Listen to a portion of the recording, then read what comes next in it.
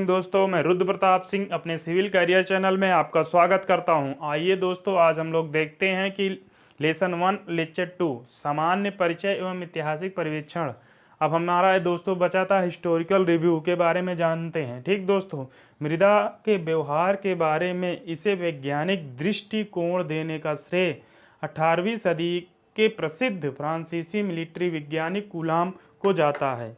ठीक दोस्तों, क्या है कि 18वीं सदी के जो मिलिट्री वैज्ञानिक कूलाम थे उनको सारा श्रेय जाता, क्योंकि इन्होंने स्टार्ट किया था। ठीक दोस्तों, जिन्होंने सन 1773 में सर्वप्रथम मृदा दाब के लिए अपना वेव सिद्धांत प्रकाशित किया। अब देखो दोस्तों, ये मृदा दाब क्या होता है। मृदा दाब ये होता है दोस्तों, जैसे हम लोग यहाँ बैठे हैं धरती में कुछ ना कुछ तो दबाव पड़ रहा है ना, किसी चीज़ में हम दबाव डालते हैं। जैसे हम मृदा पे बैठे हैं तो मृदा पे दबाव पड़ रहा है। ठीक दोस्तों, धरती पे बैठे धरती पे दबाव पड़ रहा है, तो कोई ना कोई प्रेशर लगता है। आप लोग चेयर बैठेंगे, चेयर पे कोई प्रेशर लगे, इसलिए दबाव उसी कहते हैं। जब हम कहीं बैठते हैं तो उसका भार, उस पर पूरा भार लगता है तो उसमें कुछ ना कुछ प्रेशर आता है, ये दबाव बनता है। उसी को हम लोग कहते हैं धरती पे बैठे मृदा पे बैठे तो मृदा भार कहेंगे या मृदा ताप कहेंगे। ठीक दोस्तों, अब आते हैं सिद्धांत। ये इन्होंने वेब सिद्धांत दिया था इस पे। ठीक, और उन्होंने ही सबसे पहले, किन्होंने, कूलाम ने ही सबसे पहले यह दर्शाया कि मृदा की अपरूपण सामर्थ्य दो अवयव कौन कौन से हैं। ध्यान देते चलना दोस्तों, जो मेन है उसे आप ध्यान देते चलना, उसे हेडलाइन कर लेना। ठीक दोस्तों, घर्षण एवं संसंजन के कारण होती है। क्या बताया उन्होंने ही सबसे पहले यह दर्शाया कि मृदा जो है अपरूपण सामर्थ्य दो अवयव कौन कौन से, घर्षण एवं संसंजन के कारण होती है। किसके कारण होती है? घर्षण एवं संसंजन। अब देखेंगे दोस्तों, ये घर्षण क्या है और संसंजन क्या है। घर्षण उसे कहते हैं दोस्तों, जो हम दो स्पर्श के बीच लगने वाले अभिलंबवत, क्या लगने वाले अभिलंबवत, उनमें विरोध उत्पन्न होता है। जैसे गाड़ी चल रही है और रोड, मतलब कि पहिए और सड़क के बीच में जो स्पर्श होता है, जिसके कारण वो चलती है, रगड़ती है, मतलब टायर रगड़ना स्टार्ट करता है और रोड हमारा विरोध करती है टायर का, जिससे हम लोग क्या कहते हैं? घर्षण, जिसके कारण हमारी गाड़ी चल पाती है। ये घर्षण होना बहुत जरूरी है, अगर ये नहीं होगा तो गाड़ी स्लिप कर जाएगी। ठीक दोस्तों, इसे हम लोग घर्षण कहते हैं। संसंजन, जब एक ही मृदा, मतलब एक ही कण में लगने वाले बल को हम संसंजन कहते हैं। एक ही, अब आने का मृदा के मान लो कण है या किसी भी चीज़ के कण है, तो क्या उसमें अगर बल लगता है तो फिर वो संसंजन बल हो जाता है। और ये एक ही मृदा के कण के बीच लगने वाले बल को क्या कहेंगे? इसे संसंजन कहेंगे। ठीक दोस्तों, एक ही कण के मध्य लगने वाले बल को ही हम संसंजन कहते हैं। ठीक, के कारण होती है।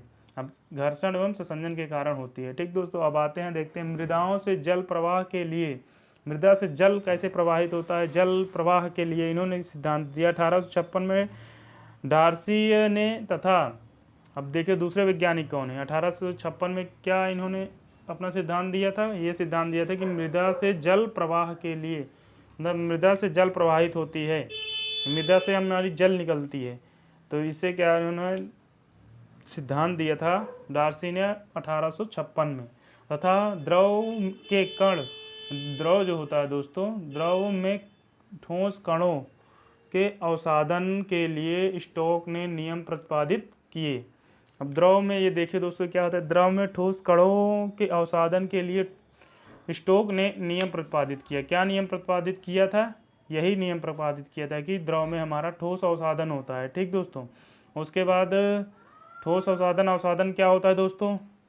अवसादन होंगे दोस्तों, अवसादन में जैसे कि अब जल को प्रभावित करने से क्या होता है कि जल में जो मोटे मोटे कण रहते हैं उसे निकाल कर साफ सफाई की जाती है, उसे हम लोग अवसादन बोलते हैं। ठीक दोस्तों, जो आज भी मृदा यांत्रिकी के महत्वपूर्ण स्थान रखते हैं, जो आज भी क्या है दोस्तों, मृदा यांत्रिकी में महत्वपूर्ण स्थान रखते हैं। ठीक, 1857 में रैंकिंग ने मृदा के दाब तथा उसकी धारण क्षमता के गणना करने की विधि बताई।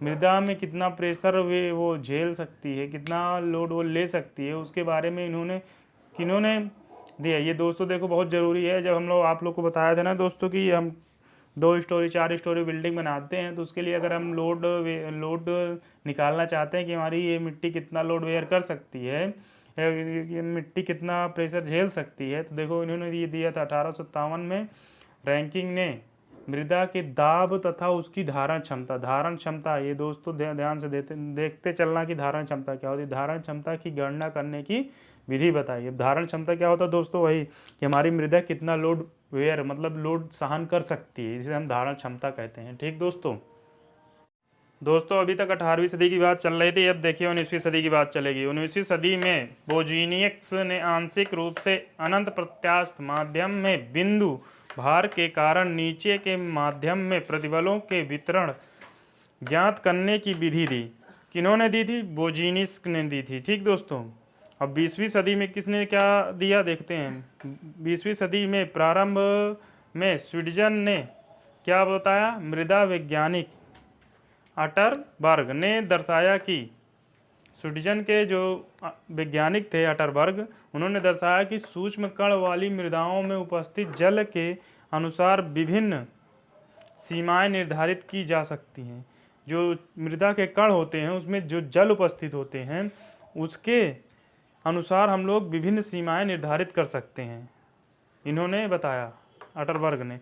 अब 1923 में टरजागी ने अपना संगणन का सिद्धांत दिया तथा तभी सर्वप्रथम मृदा यांत्रिकी शब्द प्रकाश में आया। मृदा यांत्रिकी को इंजीनियरिंग की महत्वपूर्ण शाखा बनाने के कारण टरजागी को मृदा यांत्रिकी का जन्मदाता कहा जाता है। 1933 में प्रॉक्टर ने मृदा संघनन को महत्वपूर्ण योगदान किया। ठीक दोस्तों, अब क्या है कि इसमें कौन कौन मेन थे? मेन ये थे 19वीं सदी में वोजीनियस ने आंशिक रूप से अनंत प्रत्यास्थ माध्यम में बिंदु के भार के कारण नीचे के माध्यम में प्रतिबलों के वितरण ज्ञात करने, जो नीचे जो भार लगता है उसमें प्रतिबल उत्पन्न होता है, उसके वितरण को ज्ञात करने के लिए विधि बताई थी। ठीक, इन्होंने भार ज्ञात करने की विधि बताई थी। अब 20वीं सदी में जो है 20वीं सदी के प्रारंभ में स्वीडन के वैज्ञानिक अटरबर्ग ने क्या बताया था दोस्तों? जो सूक्ष्म कण वाली मृदाओं में उपस्थित जल के अनुसार विभिन्न सीमाएं निर्धारित की जा सकती हैं, इन्होंने बताया। और 1923 में टरजागी ने अपना संगणन का सिद्धांत दिया तथा तभी सर्वप्रथम मृदा यांत्रिकी शब्द प्रकाश में आया। जब इन्होंने क्या दिया? टरजागी ने अपना संगणन का सिद्धांत दिया, तभी जो है सर्वप्रथम मृदा यांत्रिकी शब्द प्रकाश में आया। मृदा यांत्रिकी को इंजीनियरिंग की महत्वपूर्ण शाखा बनाने के कारण टरजागी को मृदा यांत्रिकी का जन्मदाता कहा जाता है। क्यों कहा जाता है दोस्तों? ये बहुत बारीकी चीज़ है, इसे बहुत ध्यान से पढ़ते चलना। ठीक, 1933 में प्रॉक्टर ने मृदा संघनन में महत्वपूर्ण योगदान दिया। जितने वैज्ञानिक के नाम दोस्तों हमने बताया उसको बहुत ध्यान से पढ़ना। इसमें हिस्टोरिकल रिव्यू में सबसे पहले वैज्ञानिक का नाम पूछा जाता है, किस वैज्ञानिक ने क्या सिद्धांत दिया है, यही सब माने रखता है हिस्टोरिकल। अगर आप इतना मेन टॉपिक लिख के चले आएंगे, मेन हेडिंग रूप में ये बना के हेडलाइन कर देंगे, तो इससे क्या होगा दोस्तों? नंबर मिलने में कोई दिक्कत नहीं आएगी आपको। फॉर्मेशन ऑफ सॉइल, मृदा या मिट्टी का निर्माण चट्टानों के टूटने के कारण होता है। ठीक, फॉर्मेशन ऑफ सॉइल जो होती है दोस्तों, ये कैसे बनती है, ये मेरा देखने का मकसद यही है कि मिट्टी कैसे बनती है। मिट्टी जैसे बनती है दोस्तों, देखो मिट्टी का निर्माण चट्टानों के टूटने के कारण होता है। प्रकृति में पृथ्वी सतह पर और पृथ्वी के नीचे विभिन्न भौतिक या रासायनिक कारणों से, भौतिक या रासायनिक कारण दोस्तों वही बताया ना, ज्वालामुखी के फटने के कारण पत्थर टकरा के फूट के निकलते हैं। ठीक, तो छोटे छोटे कणों में विखंडित होते हैं, उसके बाद फिर वो पानी के साथ बहकर, हवा के साथ बहकर फिर जाते हैं, पानी के साथ जल के साथ मिलते हैं, फिर उसके बाद वो मिट्टी का निर्माण लेते हैं। लगातार चट्टानों का विघटन होता रहता है, जिसे अपक्षय या वेदरिंग कहते हैं। इसके कारण ही मृदा बनती है। ठीक दोस्तों,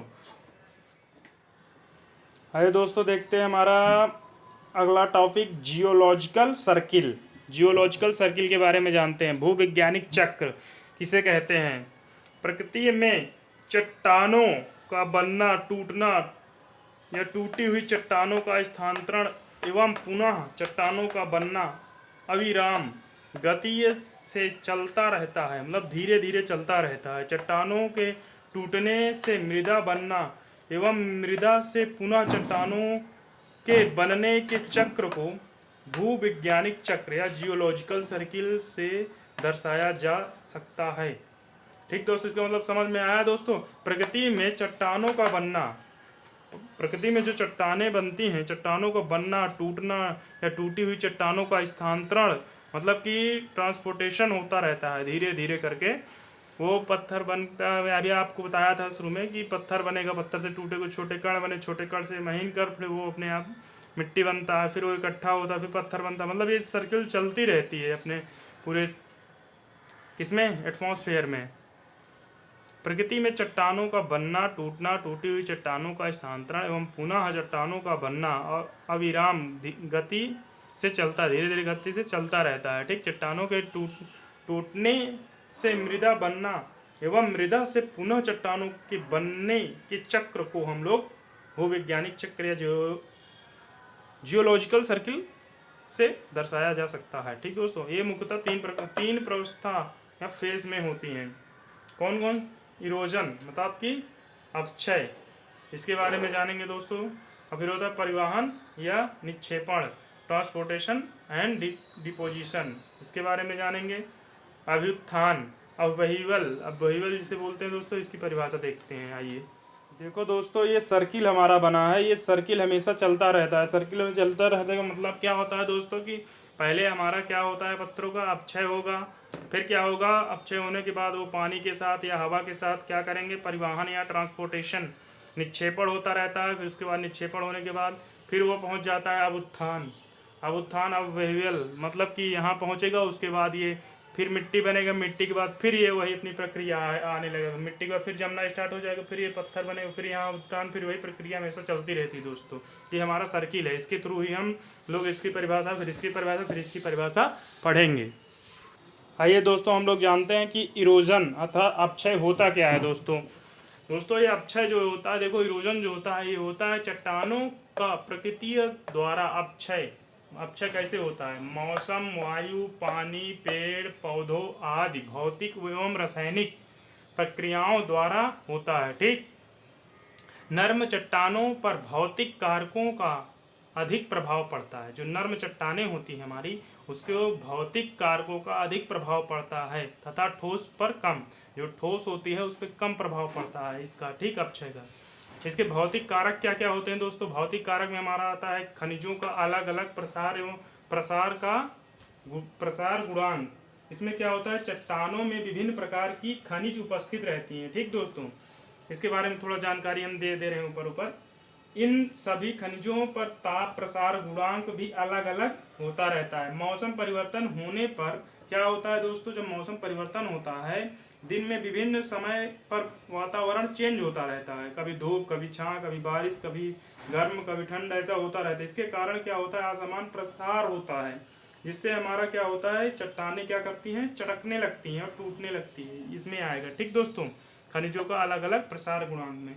अब देखते हैं इसमें क्या आएगा, अपवर्णन क्या होता है दोस्तों, इफ्लोरेंस जिसे बोलते हैं, फ्लोरोसेंस क्या है दोस्तों, चट्टानों में बाहरी सतह जो वातावरण में संपर्क में आती है, वातावरण के संपर्क में आती हैं, उस पर अंदर की सतहों की अपेक्षा, मतलब कि अंदर की सतह की अपेक्षा वातावरण के ताप परिवर्तन का अधिक व शीघ्र प्रभाव पड़ता है। जो ऊपर की सतह रहती है दोस्तों पे, उसमें शीघ्र प्रभाव पड़ेगा। इसके कारण ही अतः वातावरण के कारण ही ताप परिवर्तन के कारण चट्टानों में बाहरी सतह के अंदर सतह के प्रसार या संकुचन भी अलग अलग होता है। अंदर कुछ अलग होगा, बाहर कुछ अलग होगा, जिसके कारण क्या होती है, चट्टान की सतह दूसरी सतह से टकराकर अलग अलग होने लगती है। यही है हमारा दोस्तों एक्सप्लोशंस। ठीक, अब आइए देखते हैं दोस्तों, चट्टानों में रंध्रों में जो रंध्र होते हैं में जल का जमना या पिघलना कैसे होता है, जम जाता है कैसे पिघल, चट्टानों के रंध्रों में जल प्रवेश कर जाता है। वातावरण में तापक्रम कम होने पर यह जो इसका ये वाला है, इसका थोड़ा परिभाषा हम लोग बता दे रहे हैं, छोटो ऊपर देखते चलेंगे। ठीक, क्या होता है, चट्टानों के रंध्रों में जल प्रवेश कर जाता है। वातावरण का तापक्रम कम होने पर यह जल बर्फ में बदल जाता है। तापक्रम कम मतलब कि तापमान जो है उसका कम होने के कारण क्या होता है, वो बर्फ में बदल जाता है, जिससे इसमें आयतन में वृद्धि होती है। इस आयतन वृद्धि के कारण चट्टानों पर दबाव पड़ता है, तब ये टूट जाती हैं। ठीक दोस्तों।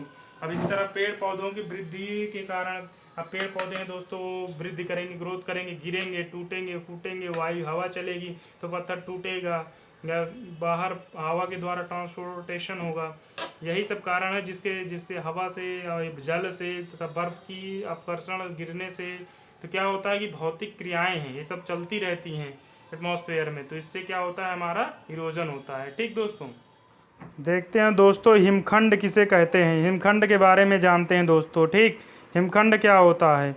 बड़े बड़े हिमखंड जब खिसकते हैं, क्या होते हैं दोस्तों, बड़े बड़े हिमखंड जब खिसकते हैं तो ये अपने साथ मृदा के कणों को भी ले जाते हैं।